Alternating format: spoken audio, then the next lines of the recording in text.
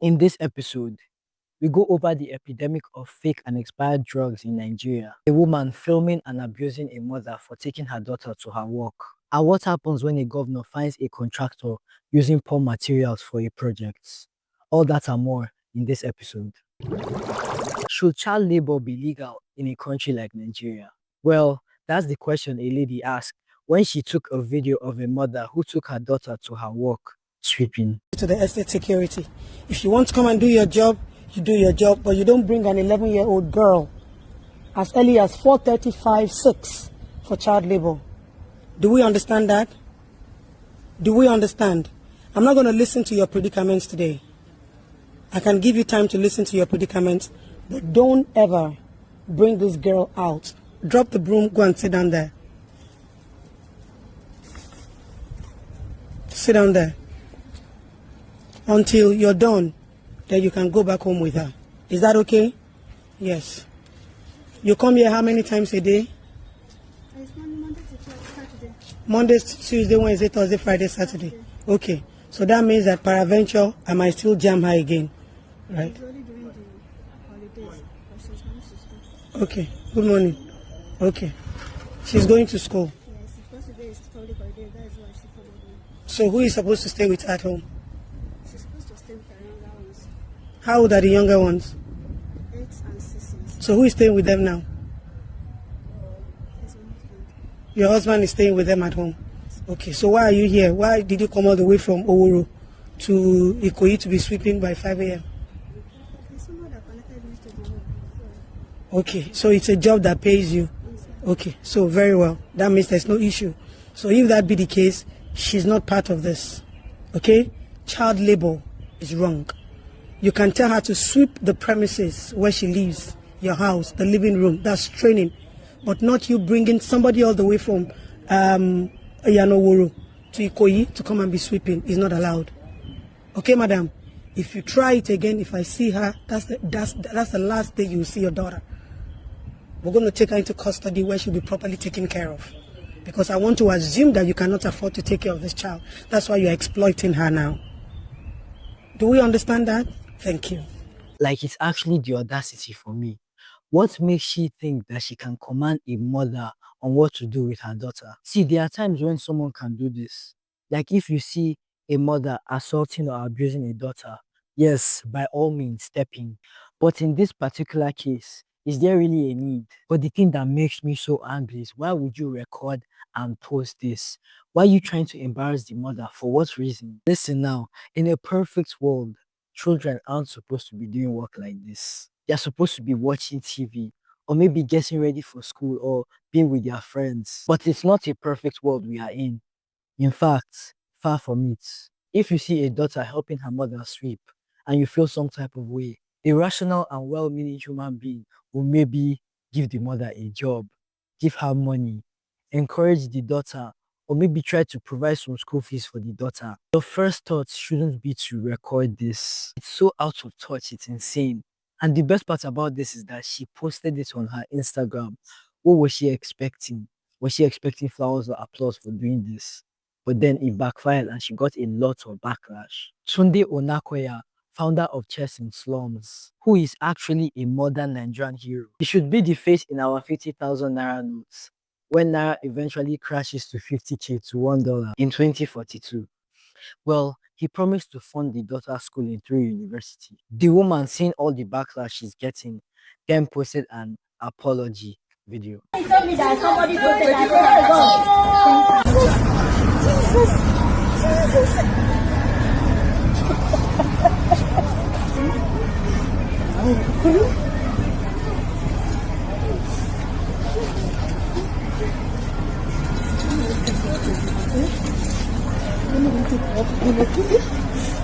How much are they paying you? It was 90,500. For 30 days, madam? And you expose this child like this with this company. Why do you do this? I know it's condition, but we save the children first. Your interest is the children first, not you. We don't want our children to suffer what we are suffering. We can go out and hustle, and nobody sees our pain. That is why we are mothers. Mothers don't allow children to see the pain.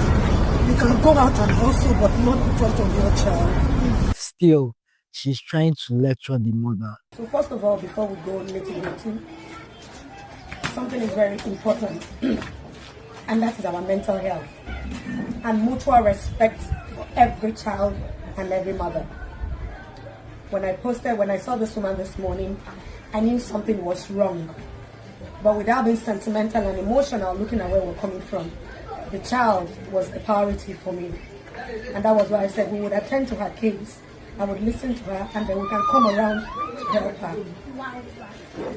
But the way everybody perceives it is totally different. My humble self, as a mother, and as somebody who has pledged their loyalty to protecting every child, madam, if you feel were you offended, whether you were not or you were offended, I am sorry. I'm sorry, Mama. Please, I am sorry. I am sorry. I am sorry. I am sorry. With all these children, I'm sorry. they rest. Like, does she think that the mother really wants her daughter to work? Like, she just wants to punish her for no reason?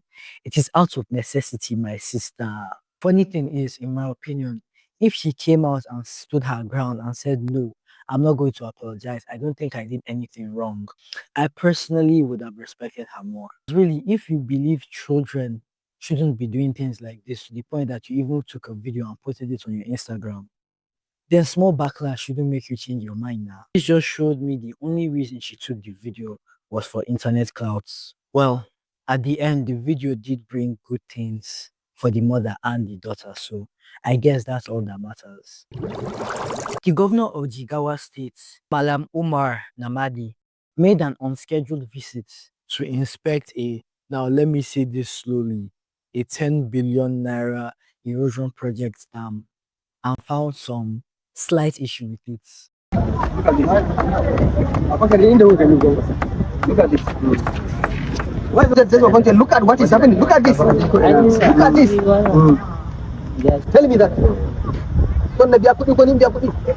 I should be done according to my standard.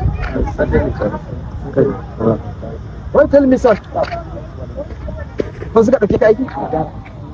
So this is wrong. Just to be addressed immediately. You are telling me something. He was speaking with the site consultant, who I'm sure was sweating. The project was to protect erosion-prone communities in the state's capital and was designed to last 100 years, in theory at least. He ordered the contractor to correct this. Let's hope that he actually will. If not, some family will wake up in the middle of the night to find out that their city was flooded. Our next story happened in February, but I had to talk about it. NAFDAC raided an illegal drug warehouse in Abia State that housed expired and fake drugs. Machines used to rebrand and change the expiry dates of the products were found. The people behind these operations weren't caught and are still at large. This is another example of the epidemic that is fake drugs in Nigeria. Let's take a look at the statistics here. According to studies, in sub-Saharan Africa, over 500,000 people die every year from substandard or fake drugs, and a large portion of this number is expected to come from Nigeria. With a lot of these drugs even developing side effects that is worse than what you're trying to treat. And see the thing that shocked me the most. Follow me here. A pharmaceutical certificate is an official document that verifies the safety and authenticity of an imported or exported drug. So, whenever we want to import a product, this certificate is required to guarantee basically that this drug is safe and secure and tested and ready for our consumption, and it won't affect us negatively. According to NAFDAC, over 50% of such certificates are fake in Nigeria, and over 70 to 80% of the drugs in Nigeria are imported. Now, that doesn't mean all drugs that don't have this certificate are necessarily substandard or fake, as people might fake it just so that they can import or export a drug faster, so that they can be able to go past the legal framework that they are supposed to go through. But the situation is very bad. And according to NAFDAC, over 15% of the drugs in Nigeria are either fake or expired. In fact, the fake drug business is a very profitable industry and is worth trillions with a T. The Director General of NAFDAC, Professor Mojisola, is actually facing death threats as a lot of people, no doubt a lot of powerful people, don't want her to continue her fight against fake drugs. She literally has to have an escort with her at all times, and even her staff are also facing death threats because of this. And the punishment isn't even up to par. Do you know that someone caught selling fake drugs can just pay a fine of 250 to 500K and the person will be let free? These people are killing Nigerians, and this is a trillion naira industry. The ramifications are so small to actually stop people from continuing this. You have to actually be careful, and thank you, NAFDAC, for catching this. The Professor Majisola is actually lobbying for the death penalty for people caught selling fake drugs, and I 100% agree to this. 1000%, any type of percentage, this should be the truth. Because you are killing people, actually killing, you're directly involved in killing people for a profit. You have to be a wicked person to do this. You have to be one of Satan's greatest soldiers. Please subscribe. Please subscribe.